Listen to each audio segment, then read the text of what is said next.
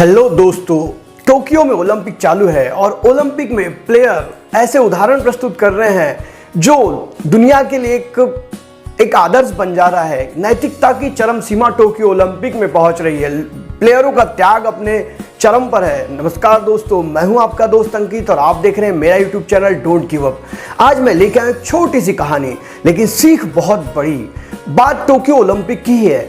Tokyo Olympic में एक स्पर्धा चल रही थी, प्रतिस्पर्धा, कंपटीशन। वो कंपटीशन था हाई जंप का और हाई जंप के कंपटीशन के फाइनल में थे दो प्लेयर, जियन मार्को तमेरी जो कि इटली के हैं और सुताज ईसा बरसीम जो कि कतर के हैं। और इन दोनों का फाइनल मुकाबला होता है और दोनों हाई जंप लगाते हैं और दोनों ही 2.37 मीटर हाई जंप लगाकर ट्राई ब्रेक कर देते हैं। और ट्राई ब्रेक के कारण उनको पंच फिर से एक चांस देते हैं ताकि ये देखा जाए कि कौन जीतेगा। लेकिन दूसरे बार भी वही वाकया रिपीट होता है और फिर से ट्राई ब्रेक हो जाता है। इस प्रकार 3 बार ट्राई ब्रेक होने के बाद पंच उन प्लेयरों को फिर से चौथा चांस देने के लिए इच्छुक रहते हैं और चौथा चांस देने वाले होते हैं। तभी इटली का प्लेयर जियन मार्को तमेरी पीछे हट जाता है क्योंकि उसके पैर में चोट लगी रहती है और वो खेलने से मना कर देता है। और अब कतार का प्लेयर मुताज ईसा बरसीम के सामने कोई आह्वान नहीं रहता, कोई चैलेंज नहीं रहता और उसे गोल्ड मिलने ही वाला होता है। लेकिन वो तभी पंच लोगों से एक सवाल करता है।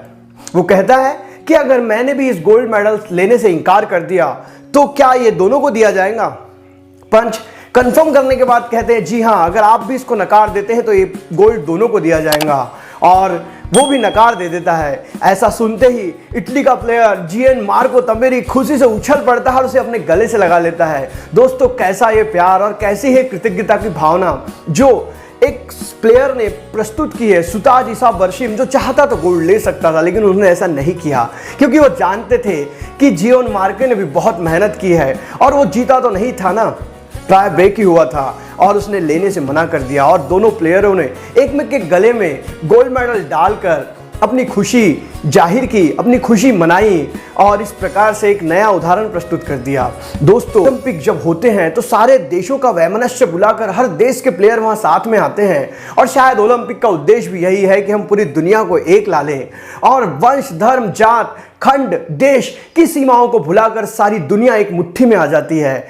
दोस्तों, इसीलिए शायद ओलंपिक का जो घोषवाक्य है वो है तेज, ऊंचा और बलवान, जिसको सार्थक कर रहे हैं हमारे प्लेयर्स, हमारे देश के प्लेयर, दुनिया के प्लेयर्स और खेल भावनाओं को आगे बढ़ा रहे हैं। इसलिए हर 5 सालों में जो ओलंपिक